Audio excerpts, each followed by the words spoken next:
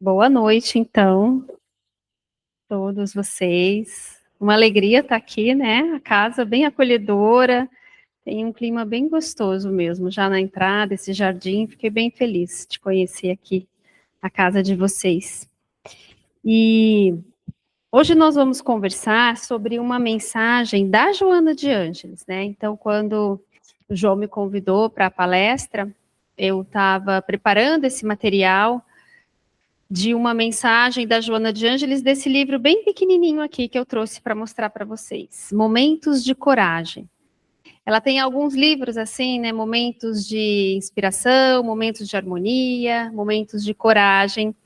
É o título do livro de onde nós tiramos essa mensagem que a gente vai conversar hoje, né? E muito interessante, quando a gente começar a falar sobre a mensagem, entender um pouquinho da própria Joana de Ângeles. Sei que vocês já tiveram aqui palestra com a Malena, inclusive, né, sobre a Joana de Ângeles, que é essa alma tão grandiosa, né, e tão inspiradora, que desde a sua primeira encarnação que nós temos conhecimento, né, que foi ao tempo de Jesus, já teve atitudes de tanta coragem, né? Ali ao tempo de Jesus, pelo que nós temos de informação, Joana de Ângeles foi Joana de Cusa, uma das mulheres que apoiavam aquele, como eles chamavam, aquele ministério do Cristo, né? Mas dentro das suas configurações familiares na época. Ela era uma mulher da alta sociedade, então ela adota o cristianismo como a sua religião a partir do momento que ela conhece Jesus, mas ela segue naquelas obrigações sociais, atendendo às convenções, ao marido, por uma recomendação do próprio mestre. Há um momento em que ela quer largar tudo, porque aquela vida não a satisfaz, não a completa, o marido não a respeita. Então, ela tem vontade de largar tudo aquilo e seguir Jesus, né? Porque aquela mensagem alimenta tanto ela. E ele, então, diz para ela que ela precisa voltar ao lar e seguir no seu dever, ali na sua família, né? E que chegará um momento em que, daí sim, após cumprido o seu dever, ela se juntará ao mestre. E então, ela tem uma história muito bonita. Tem um livro ali dentro que eu vi, que conta a história dela, Joana e Jesus, se vocês quiserem conhecer não só essa encarnação dela, mas outras, né? Mas ao final da vida, ela termina como uma mártire do cristianismo, né? Queimada, como tantos outros, ela e um dos seus filhos. No momento também que é de extrema coragem, a coragem da gente seguir fiel ao nosso propósito. É essa coragem que ela traz nesse livro, né?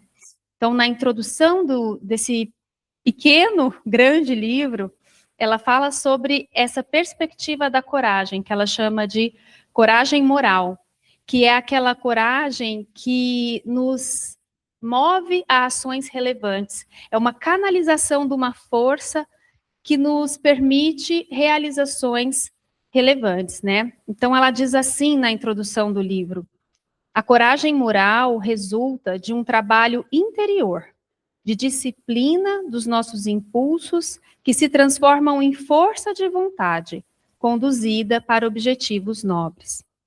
Então, às vezes, a gente acha que coragem é ser destemido, ousado. A gente associa muitas vezes a coragem até ao físico, né? Então, aquela pessoa forte, que não tem medo de nada. No entanto, ela traz para nós a coragem como essa virtude tão elevada que nos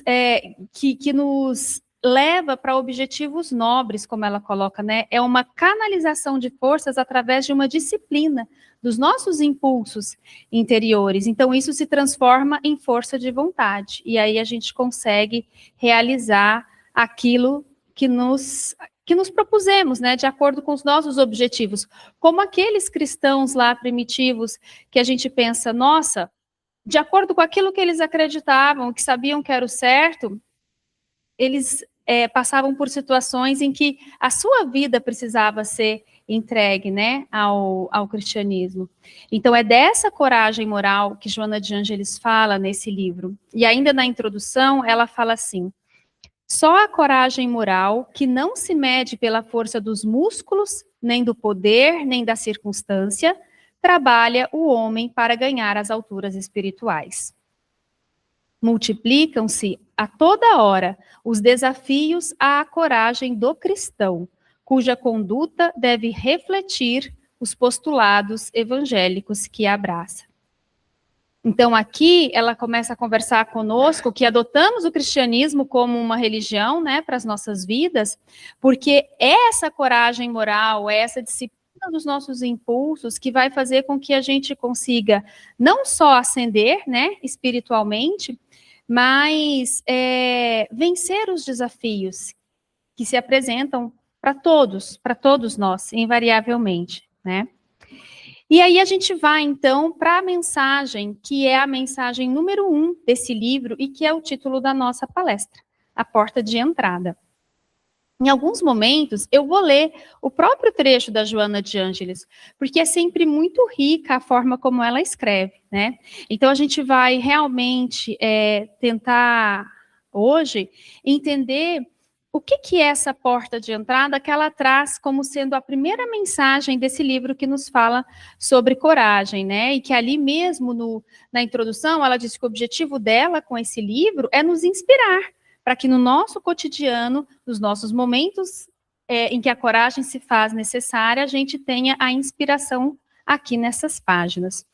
E aí a porta de entrada é a porta de entrada do livro, a porta de entrada da nossa palestra, é a mensagem que a gente quer conversar hoje. O que seria essa porta, né? Dependendo do que tem depois da porta, a gente até quer entrar. Dependendo, a gente prefere recuar e não queremos nem abrir a porta, né? Então, ela traz assim: o processo da reencarnação tem no berço a sua porta de entrada, aureolada pelas bênçãos do amor de Deus. Então, ela está falando que a porta de entrada a que a mensagem se refere é o berço. O processo da reencarnação tem no berço a sua porta de entrada, aureolada pelas bênçãos do amor de Deus. Então, a porta é o berço, mas o que eu tenho depois da porta é o processo da reencarnação. Na verdade, a reencarnação acaba sendo o caminho que me leva ao destino que todos nós estamos fadados, que é a perfeição, né? A evolução moral, o nosso desenvolvimento, a perfeição. Então, toda a mensagem é para mostrar para nós a relevância dessa porta, porque sem a porta, a gente não trilha o caminho, a gente não chega ao destino que nos aguarda, que é a nossa própria evolução moral.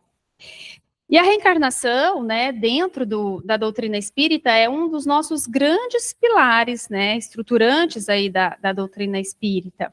A gente costuma falar que a doutrina espírita não tem dogmas, e realmente ela não tem dogmas no sentido desses postulados inquestionáveis, né, dessas verdades absolutas, que muitas vezes conflitam com a razão e com a ciência, mas que não podem ser questionadas.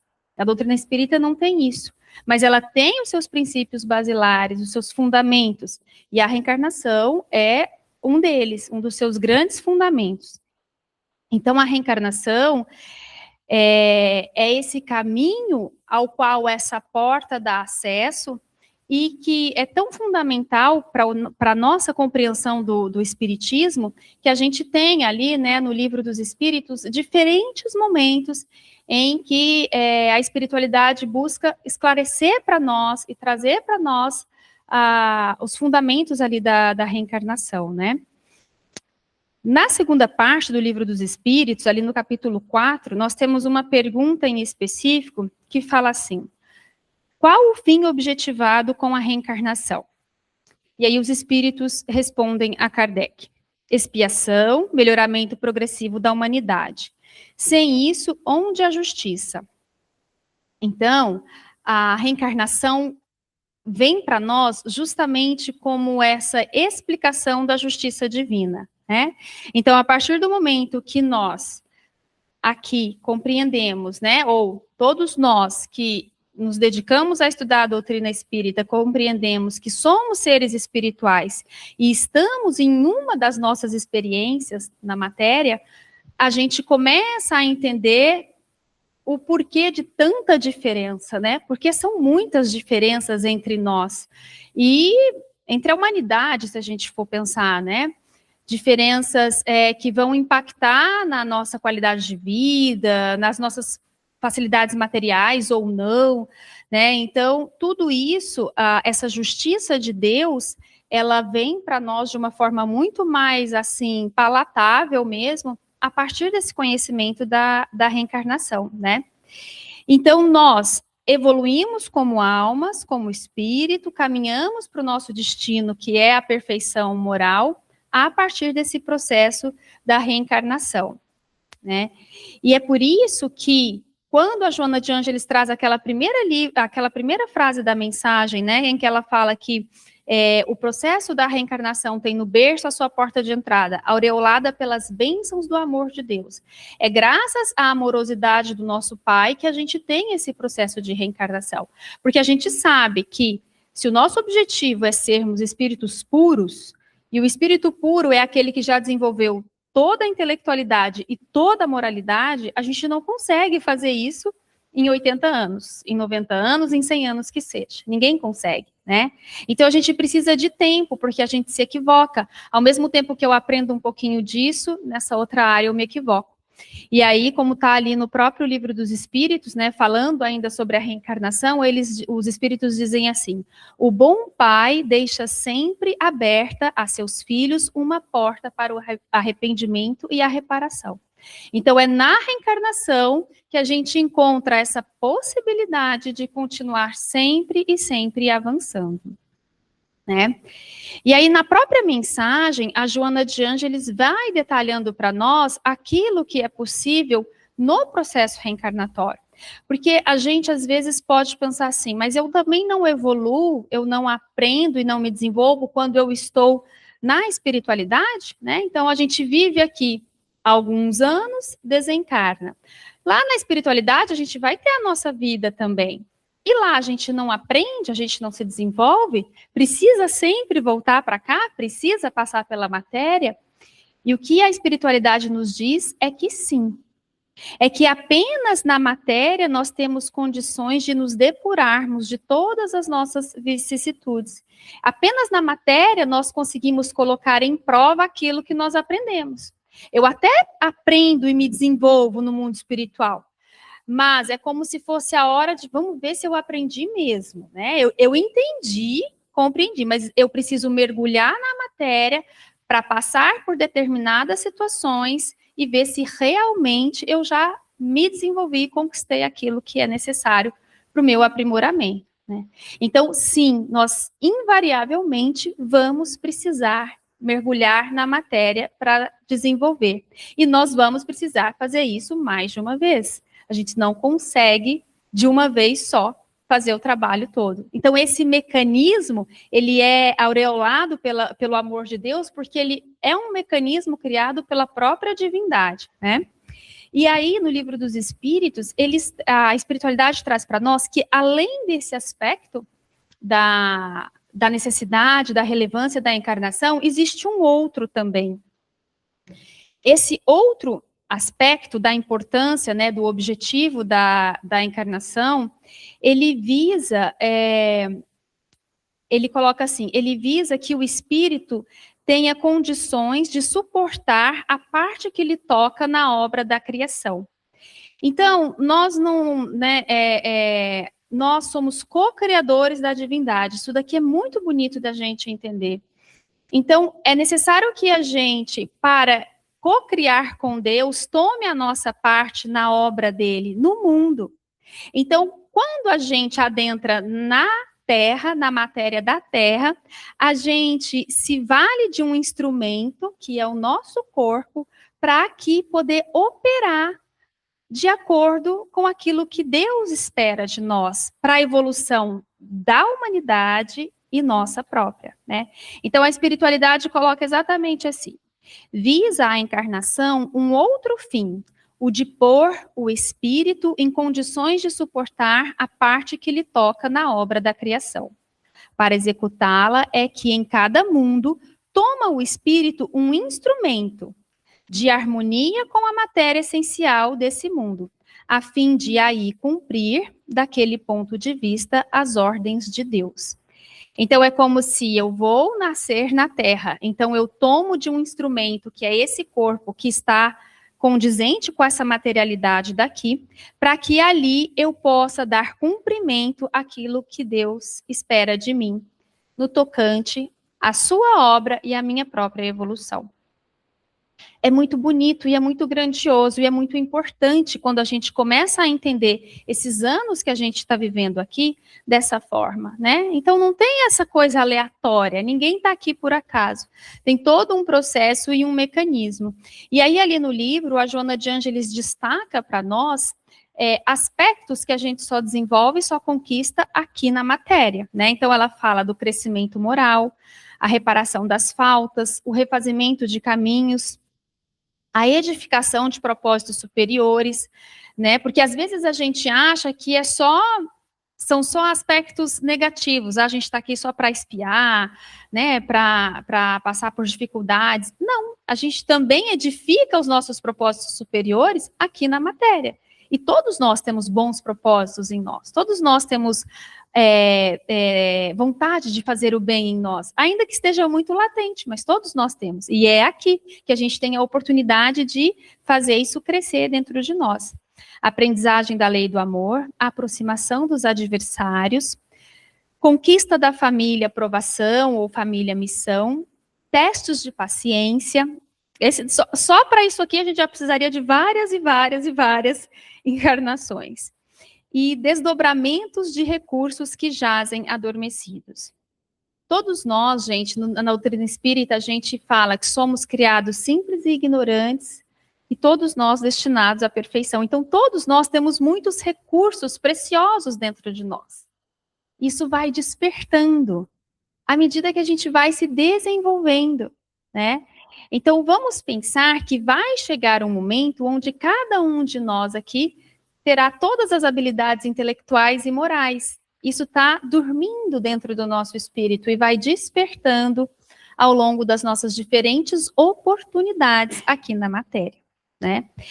Então, essa visão que a gente traz do processo reencarnatório é realmente para a gente entender que isso é muito grandioso, né? Então, quando Joana de Ângeles fala dessa porta de entrada que nos dá acesso a este caminho que vai nos levar ao nosso próprio destino, que é esse desenvolvimento moral, a gente está falando de algo muito grandioso, que parece tão simples, porque está acontecendo o tempo todo com todos nós, mas é muito grandioso, né?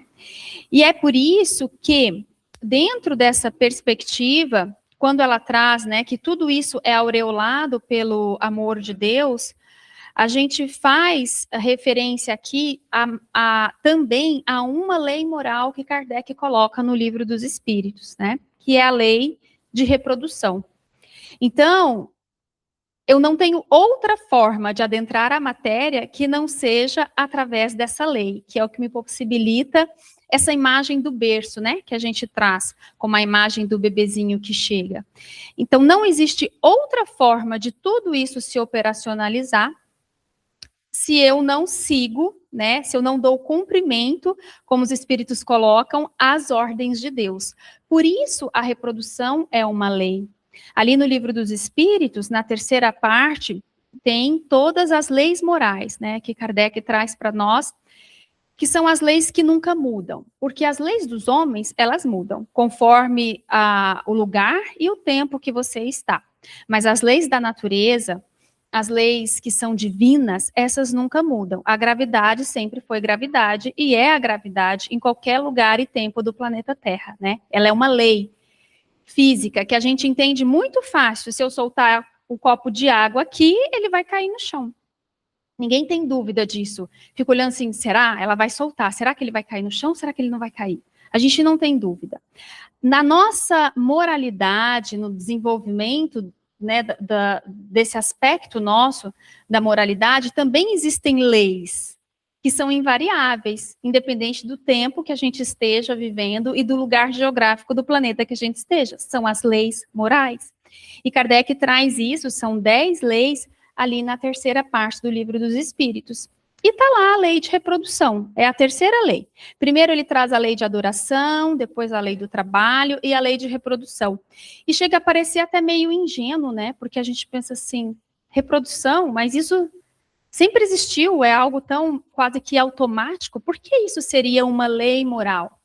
Por que isso estaria colocado, não por Kardec, na verdade, pela espiritualidade, como uma lei moral dentro do Livro dos Espíritos, né? Algo que a gente nem pensa para fazer, e que existe no planeta desde que, como a gente costuma dizer, né, desde que o mundo é mundo, mas está lá. E quando a gente começa a ler as perguntas e a ver no que isso reverbera, no que falar sobre reprodução humana reverbera, a gente começa a entender que isso tem tudo a ver com a nossa moralidade, que isso está totalmente ligado com o nosso desenvolvimento enquanto espíritos, né, enquanto almas.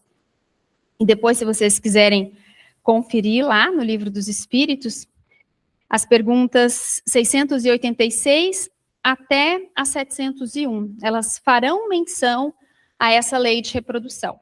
Para a gente entender aqui um pouquinho por que isso entra no aspecto da nossa moralidade, né?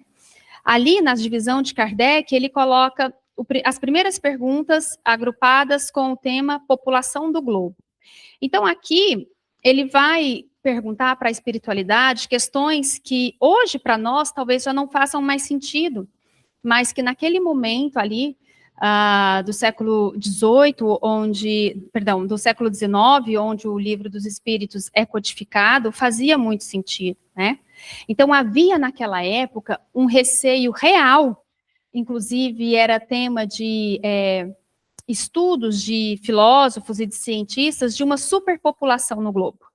Havia-se uma preocupação real de que se a população da Terra crescesse na proporção que vinha crescendo ali, não haveria alimento suficiente para todo mundo. E nós, enquanto humanidade, enfrentaríamos um grande problema em relação à fome.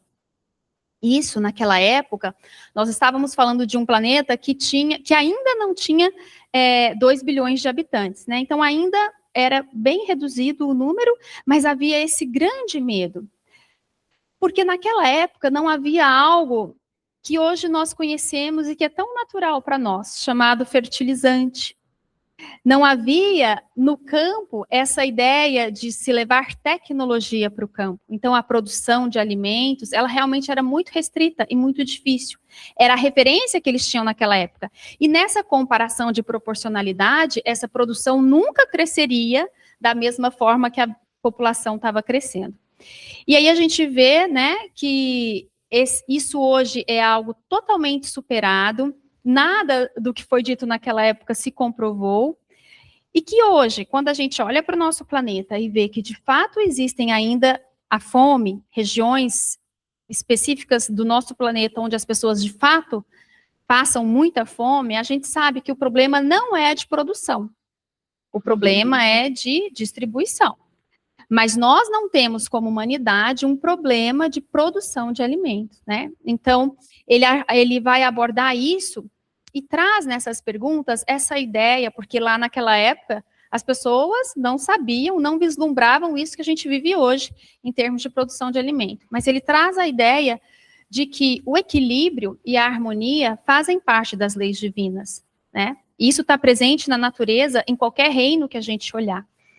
Então, ele traz nesse sentido de que isso não é um problema, porque ainda que eu não entenda, que eu naquela época não consiga visualizar a tecnologia para resolver isso, a harmonia e o equilíbrio fazem parte das leis divinas. Então, isso não seria um problema, essa superpopulação, né? Depois ele fala sobre a sucessão e o aperfeiçoamento das raças. E aqui ele faz uma abordagem também que vai além dos humanos. Ele fala sobre, por exemplo, a nossa interferência no reino animal, no reino vegetal, nessa manipulação genética que a gente faz, né? É bem interessante. E depois ele passa para uma para outras perguntas, onde ele vai falar sobre os obstáculos à reprodução. E aqui o tema já começa a ficar um pouquinho mais delicado, porque quando ele fala de obstáculos à reprodução, ele começa a perguntar aos espíritos sobre leis e costumes nossos, enquanto sociedade, que representem um obstáculo à reprodução, né, a essa lei. Porque se é uma lei e eu crio algo que impede que essa lei se cumpra, o que isso significa, né? E aí, em um dado momento, a espiritualidade coloca que tudo que embaraça a natureza em sua marcha é contrário à lei geral. E aqui abre um campo muito grande para a gente conversar sobre diferentes temas. Porque a gente começa, sempre que a gente vai falar de reprodução, a gente está falando de sexualidade, né? E quando a gente fala de sexualidade, a gente fala com todo mundo. E a gente, como muitos, né, dos autores, esses maiores autores espirituais que abordam esse tema, Joana de Ângeles, Emmanuel, Camilo, eles sempre trazem para nós, né? Nós todos temos encrencas na área da sexualidade, em função do nosso passado espiritual. Não tem ninguém que possa tratar esse assunto de uma forma a não mexer com seus próprios conteúdos internos ainda. Então, quando ele fala dessas leis e costumes que representam um obstáculo à reprodução, só para a gente abordar, citar aqui como um exemplo, né, disso, do que ele está falando aqui, por exemplo, a questão da temática do aborto, que vira e mexe, é tema e é tópico na nossa, né, no nosso Brasil, falando de Brasil ainda, né, que é um país onde o aborto é considerado crime, existem algumas exceções dentro da lei, onde este crime não é passível de punição, mas a gente vira e mexe, tem ações e tentativas de descriminalizar o aborto, né, e a prática do aborto é claramente esse obstáculo à reprodução, né? Se caracterizando, então, quando a gente leva isso para um nível de legislação, como uma dessas ações que vão embaraçar e que vão trazer consequências para aquela população, para aquela humanidade, porque a gente está interferindo em uma lei natural, em uma lei moral. Então, ele aborda ali alguns desses aspectos. Depois, ele vai ficando só mais denso. Daí ele começa a falar de casamento. Casamento e celibato, né? E aí é muito interessante também, porque ele traz para nós essa questão do casamento como sendo um progresso na nossa sociedade, essa possibilidade dessa relação monogâmica e que a gente estabelece, né? E que tirar isso de nós, a gente não ter mais isso como sociedade, seria a gente retornar à vida dos animais. E aí ele fecha falando sobre poligamia, monogamia, também mais ou menos nessa mesma linha. Então a gente começa a ver que nós temos muito a pensar e conversar sobre a lei de reprodução. Porque a gente não está falando simplesmente do ato em si, digamos, corporal, como os cachorrinhos se reproduzem, os gatinhos, todos os animais. Nós não somos apenas animais, nós somos seres espirituais. Então, a gente tem um comprometimento moral também em relação à nossa reprodução, né? E a gente vai voltar lá na mensagem da Joana de Ângeles, porque daí ela avança e ela vai mostrando, vai clareando para nós esses aspectos. Quando ela, depois de falar sobre a reencarnação, ela traz o seguinte parágrafo. Então, ela fala de toda essa grandiosidade que é a reencarnação e a reprodução, e aí ela fala assim: cabe ao homem inteligente investir no berço os seus mais valiosos esforços, de maneira a formar uma família equilibrada e sábia. Então, depois que ela explica tudo isso, e a gente começa a entender que a gente está falando de algo realmente sério, grandioso e que faz parte do planejamento de Deus, ela diz que cabe, então, ao homem inteligente investir no berço os seus mais valiosos esforços, de maneira a formar uma família equilibrada e sábia. E aí ela entra nessa temática da família, trazendo sempre essa imagem de que a família é esse espaço onde todos nós deveríamos investir mais, porque é através dela que todos nós, invariavelmente, vamos poder trilhar esse caminho e chegar na nossa própria evolução. Indo para um outro grande autor espiritual, que é Emmanuel, no livro Vida e Sexo, ele fala da família. E ele traz para nós que a família é o instituto doméstico de organização divina. Porque às vezes a gente fica nisso, a família é uma convenção social. E Emmanuel traz ali claramente que não. O projeto família não é uma convenção social, ele é uma instituição divina, é um formato que foi trazido para a nossa própria evolução. E daí ele diz assim, de todas as associações existentes na Terra, excetuando-se naturalmente a própria humanidade, nenhuma talvez mais importante em sua função educadora e regenerativa, a constituição da família. De semelhante agremiação na qual dois seres se conjugam, atendendo aos vínculos do afeto, surge o lar, garantindo os alicerces da civilização. Então, Emmanuel traz para nós que a família é essa instituição da mais importante para a nossa própria regeneração e evolução. Todo mundo está aqui para isso, né, gente? A gente está aqui encarnado no planeta Terra para se melhorar e evoluir. De tudo que existe no planeta, o melhor lugar para isso é a família. Por isso, cabe ao homem inteligente na Terra investir seus maiores esforços no berço e na formação da família. Daí fica meio lógico para todos nós, né? E aí, aqui, existe um outro livro de Emmanuel, chamado A Caminho da Luz, onde ele faz um traçado nosso como humanidade, histórico mesmo, mas não na busca de explicar cada civilização que esteve no nosso planeta, do ponto de vista histórico, porque isso a gente tem na história. Ele faz esse resgate de um ponto de vista espiritual. Então, o que a civilização hindu trouxe para nós, em termos espirituais, os egípcios, e assim ele vai. E quando ele fala da civilização romana, ele traz dois grandes marcos da civilização romana, que são um legado para nós, né? E que foram responsáveis, como ele mesmo coloca, pela maioridade espiritual do nosso planeta. Até aquele momento, é como se nós fôssemos infantis, fôssemos crianças. A partir do momento que, na civilização romana, cria-se essas duas instituições, a gente adquire uma maioridade espiritual. E Emmanuel está falando do direito e da família. Então, é ali, naquele momento, que surge, né? Porque o que tem hoje de direito vem daquela época, e o que a gente tem hoje de família no sentido que você tem um casal que se une e se dedica a criar a prole, vem também daquela época. E a gente olha hoje para essas duas instituições e vê como elas estão abaladas, como elas estão sofrendo, né? Ou seja, como a nossa maioridade está sob ameaça. Nós mesmos não estamos dando conta de sustentar essas duas instituições tão importantes para o nosso desenvolvimento, enquanto espíritos, né, para o nosso desenvolvimento moral.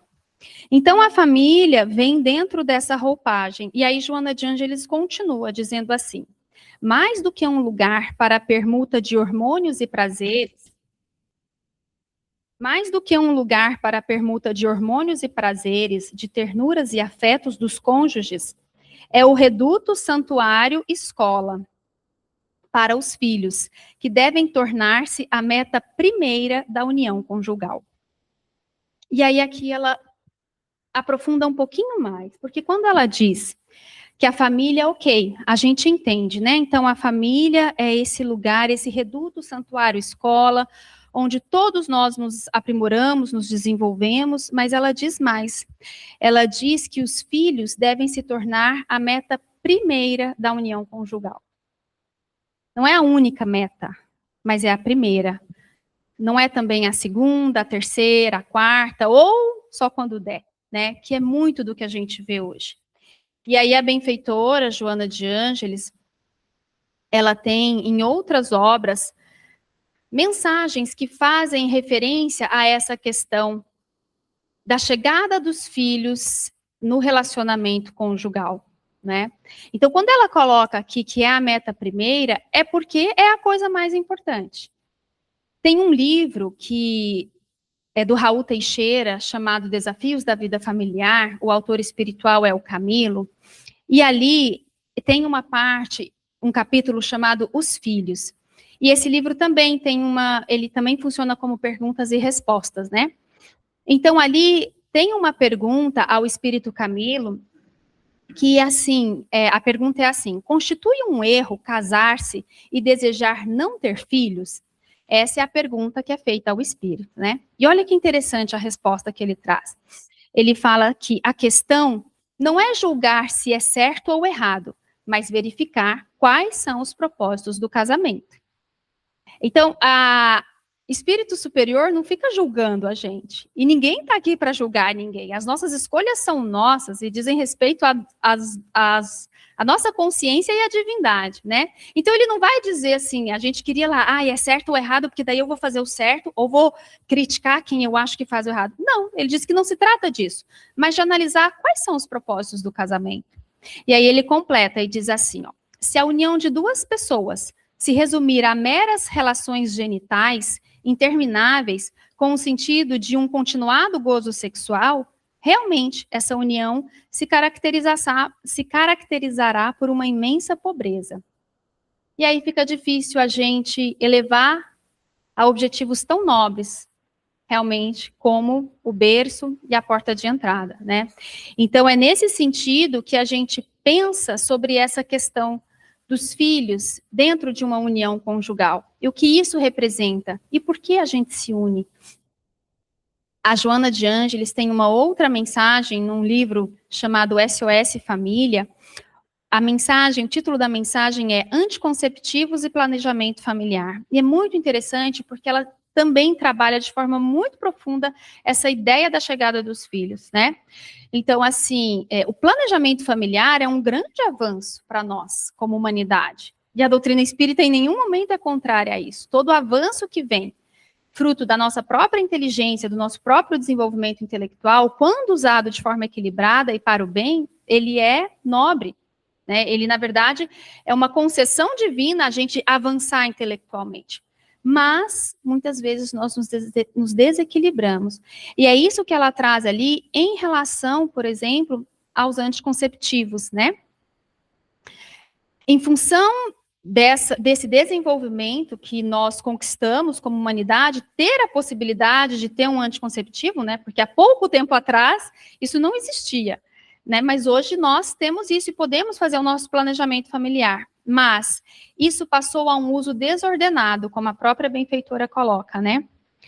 Favorecendo uma conduta de libertinagem e a degenerescência dos costumes, a desorganização moral da nossa sociedade.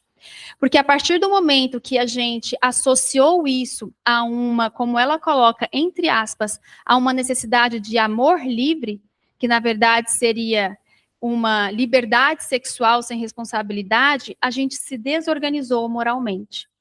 E aí, isso que é um avanço, passou, na verdade, a ser um problema, né? Lembra, gente, lá, a gente já falou, né? A gente está falando lá de reprodução, de união conjugal, de família, a gente está falando que tudo isso serve a um propósito maior, né? E dentro desse contexto, dentro desse cenário, a gente acabou se desorganizando como humanidade. E a gente vem muito hoje colhendo os frutos disso. Essa mensagem da Joana de Ângeles é da década de 90. E hoje a gente vê como moralmente nós estamos abalados na nossa sociedade, né? E ela diz mais, ela diz assim, ó, que a cautela de que se utilizam alguns pais aguardando comodidade financeira para pensar na progenitura nem sempre é válida. Graças às próprias vicissitudes que conduzem uns à ruína econômica e outros à abastança por meios imprevisíveis.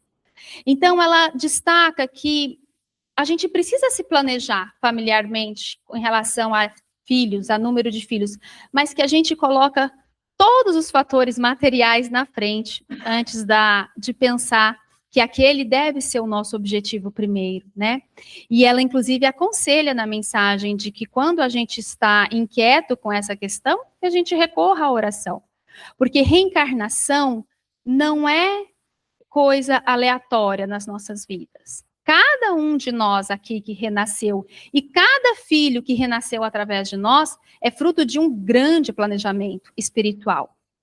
Então, se a gente tem dúvidas sobre essa temática com o nosso cônjuge, que a gente recorra à oração, porque invariavelmente nós seremos inspirados pelos bons espíritos e saberemos tomar a melhor decisão, entendendo que essa deve ser a meta primeira, como a própria benfeitora nos diz, né? E aí, já caminhando para o final, dentro das próprias palavras, né, da Joana de Ângeles, a gente começa a entender por que tudo isso está num livro que fala de coragem, né? Porque nem sempre é simples a gente seguir por esses caminhos e falar sobre esses assuntos, né? É preciso que a gente realmente olhe para nós mesmos nesse ponto de vista que o Espiritismo nos traz. Então, hoje eu estou aqui como Inês, mas como alma, eu não sou isso.